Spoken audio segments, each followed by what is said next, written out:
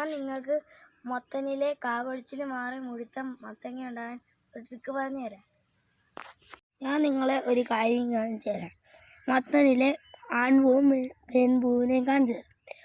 ഇതാണ് ആൺപൂ.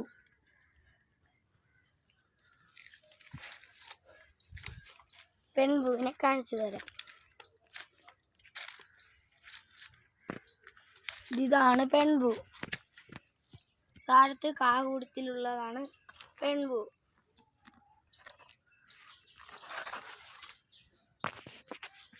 ഈ പെൺപൂവിൻ്റെ കാ വലുതാകണമെങ്കിൽ ആൺപൂവിൻ്റെ പൂമ്പൊടി പെൺപൂവിൻ്റെ അങ്ങോട്ട് എത്തണം. ഈ കാറ്റും പ്രാണികളും ആൺപൂവിൽ നിന്ന് പെൺപൂവിലേക്ക് പോകുമ്പോഴാണ് ഈ പരാഗണം നടക്കുന്നത്. അതിന് വേണ്ടി നമ്മൾ സഹായിക്കാം.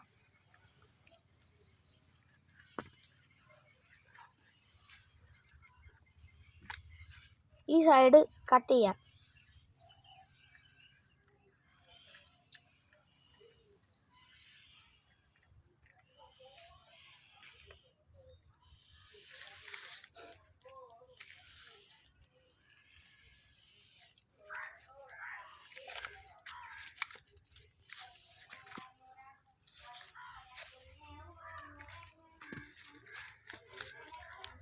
നമ്മൾ പതുക്കെ നടക്കണം.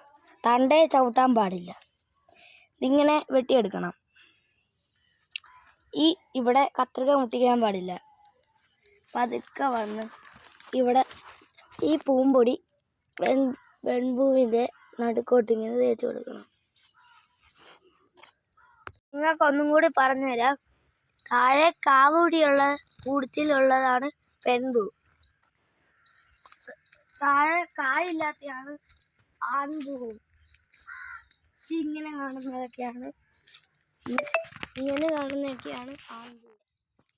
ഇതുപോലത്തേലൊക്കെ ആൺപൂവിൻ്റെ പൂമ്പൊടി ചെല്ലാത്തതുകൊണ്ടാണ് ഇങ്ങനെയൊക്കെ സംഭവിച്ചത്.